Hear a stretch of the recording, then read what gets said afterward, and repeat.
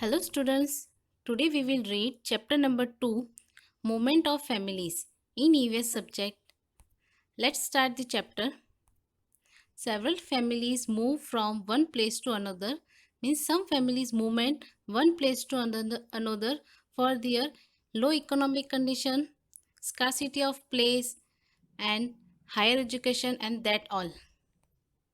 Bittu's family is one such family. Bittu's family live in a village. Bittu की family village में रहती है और ये भी एक उन फैमिली में से है जो अपनी इकोनॉमिक कंडीशन या फिर एजुकेशन हायर एजुकेशन के लिए एक वन प्लेस से अनदर प्लेस मूवमेंट करती है. It did agriculture. Bittu's family face starvation due to famine for 3 years continuously. Bittu agriculture means खेती करता है और बिट्टू की फैमिली कंटिन्यूसली 3 years से लो इकोनॉमिक कंडीशंस को फेस करती आ रही है. Thus Bittu's went to his nephew's village along with his family and his cattle too. फिर बिट्टू अपनी फैमिली और अपने कैटल को लेकर उसके नेफ्यू के विलेज में गया. There he got a house on rent and then started searching for some work. और वहाँ पर उसने एक हाउस रेंट पर लिया और न्यू वर्क सर्च करना स्टार्ट किया. Next, after some time he got work so he live there only along with his family. कुछ टाइम बाद उसको वर्क मिला तो वो वहीं अपनी फैमिली के साथ वहाँ रहने लगा. It was not easy to live there. He started missing his village. वहाँ रहना उसके लिए ज़्यादा ईजी नहीं था. उसको अपने विलेज की याद भी आने लगी. After few months he came to know that this time his village has receive good rain.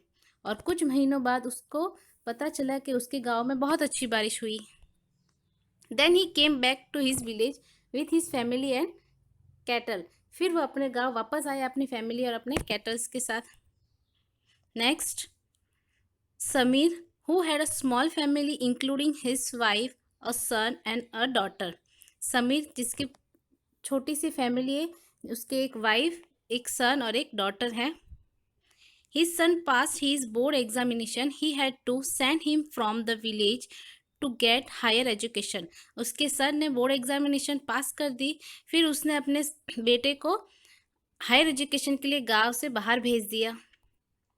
After 3 years he will have to send this daughter to out of village for higher education.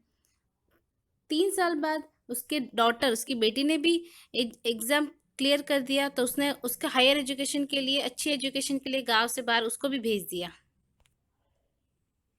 Hence he decided that because in the village he is working as a labor on daily basis and in the city too he will do the same. फिर उसने decide किया कि जैसे मैं गांव में daily basis पर work करता हूँ, लेबर काम करता हूँ, उसी तरह मैं सिटी में भी कर सकता हूँ या कर लूँगा. Next, so he will get shift there with his family.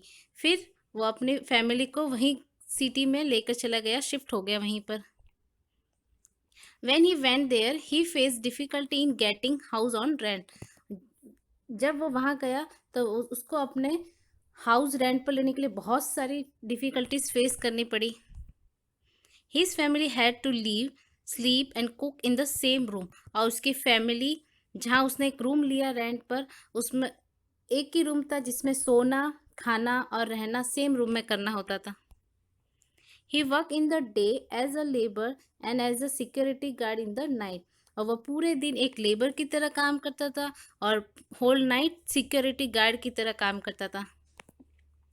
He decided to go back to his village at the completion of education of his children. फिर उसने डिसाइड किया अपने बच्चों की एजुकेशन कंप्लीट होने के बाद वो वापस अपने गांव चला जाएगा.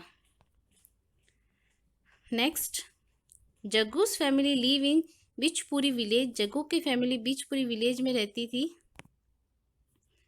ही had a small shop in the village. वहाँ पर उसकी एक छोटी सी शॉप थी. He learn only such a little amount from this shop that somehow he could run his family. और वो उस शॉप पे बहुत लिटिल अमाउंट में कमाता था, जिस बस कैसे भी करके उसकी फैमिली चल सके. His sons were growing up. One day his cousin came to the village and took both of his sons along with him to the city to make them work at his shop. और उसके बच्चे बड़े होने लगे। एक दिन उसके cousin गांव आए और उसके दोनों बच्चों को लेकर सिटी लेके गया अपनी शॉप पर काम देने के लिए। लेटर जग्गू's son Bhola want to start his own business। फिर कुछ टाइम बाद जग्गू के बेटे भोला ने सोचा मुझे मेरा बिजनेस स्टार्ट करना है। At that time, he had to face various problems like shortage of money, place for business, but still he did not lose courage and his relatives helped him। और बिजनेस स्टार्ट करने के time उसको बहुत सारी problems face करनी पड़ी, जैसे shortage of money, पैसों की कमी, प्लेस फॉर बिजनेस, जहाँ जो भी बिजनेस करना है उसके लिए प्लेस की ज़रूरत थी, लेकिन तो भी वो उस टाइम पीछे नहीं हटा। उस टाइम उसके रिलेटिव्स ने उसकी हेल्प की। Thus his business started running well. और फिर उसका बिजनेस बहुत अच्छे से चलने लगा। He call his family here. He made all arrangements for education of his younger brother and sister. फिर उसने अपनी फैमिली को यहीं सिटी में बुला दिया और सारे उनके सिस्टर और ब्रदर के एजुकेशन के सारे अरेंजमेंट कर दिए। Now they are running their own business but still today they miss their village. और आज उसका बिजनेस बहुत अच्छा चल रहा था, बट तो भी कहीं ना कहीं वो अपने विलेज को मिस कर रहा था। On special occasion they visit their village. कोई स्पेशल ओकेजन पर वो अपने विलेज जाते थे। Due to construction of Kadana dam in the state of Gujarat. Gujarat में कदाना डैम की कंस्ट्रक्शन के कारण during rainy season it became flood prone. तो रेनी सीजन के टाइम वहाँ पर फ्लूड मीन्स बाढ़ आने की पॉसिबिलिटी ज़्यादा रहती थी। Hence the government provided houses to those people at some new place. वहाँ पर रहने वाले लोगों के लिए गवर्नमेंट ने कुछ उनको हाउसेज प्रोवाइड किए न्यू जगह पर।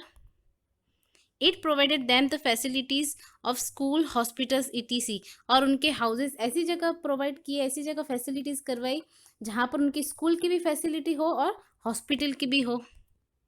Today this is known as rehabilitation colony. आज वो जहाँ पर उन लोगों को ये सारी फैसिलिटीज़ प्रोवाइड की उसको क्या बोलते हैं? Rehabilitation colony.